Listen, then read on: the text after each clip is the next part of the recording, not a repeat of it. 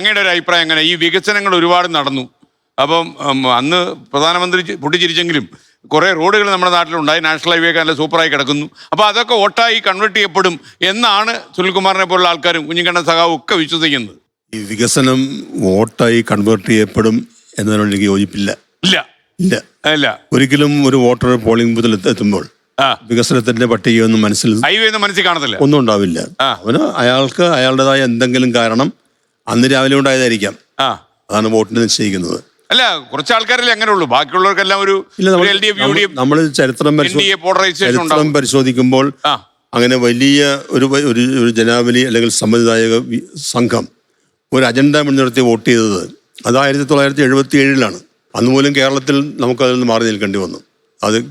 ആ തരംഗം കേരളത്തിലേക്ക് വന്നില്ല. അതുകൊണ്ട് അങ്ങേയറ്റം ഒരു കൺഫ്യൂസ്ഡായ അവസ്ഥയിലാണ് ഈ കേരളത്തിലെ വോട്ടർമാർ വോട്ട് ചെയ്തിരിക്കുന്നത്. അതിന്റെ ഫലമാണ് നമ്മൾ മെയ് 4-ന് അറിയും എന്ന് പറഞ്ഞ് വെല്ലുവിളിക്കുന്നത്.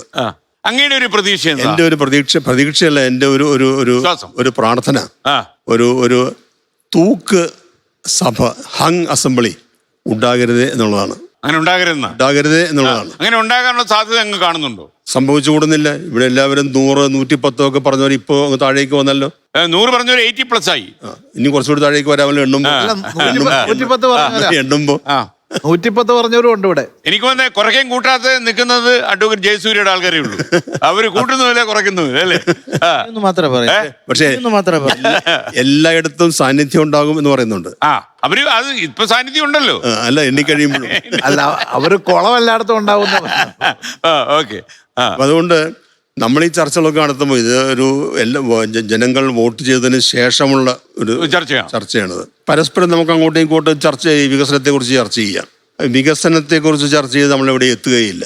ആർക്കും ഒരു മാർക്സ് ആർക്ക് മാർക്കിട്ട് നിങ്ങൾ ജയിച്ചു എന്ന് പറയാൻ കഴിയില്ലല്ലോ. അത് പറ്റില്ല. അത് സമ്മതിദായകരുടെ ഒരു വിലയിരുത്തലുണ്ട്. ആ വിലയിരുത്തലാണ് ഞാൻ പറഞ്ഞത്. കേരളത്തിൽ മാത്രമല്ല, കേരളത്തിൽ ഈ തെരഞ്ഞെടുപ്പ് മാത്രമല്ല, ലോകത്തെവിടെയും നടക്കുന്ന തെരഞ്ഞെടുപ്പുകളിൽ സമ്മതിദായകരെ നിയന്ത്രിക്കുന്ന ഘടകം എന്തെന്ന് ചോദിച്ചാൽ ഒരു ബോക്സ് ഓഫീസ് ഫിലിം വിജയിക്കുന്നതിൻ്റെ ഘടകം എന്ത് എന്ന ചോദ്യത്തിന് ഉത്തരവില്ലാത്തതുപോലെ തന്നെ ഈ ചോദ്യത്തിന് നമുക്ക് ഉത്തരം പറയാൻ കഴിയില്ല.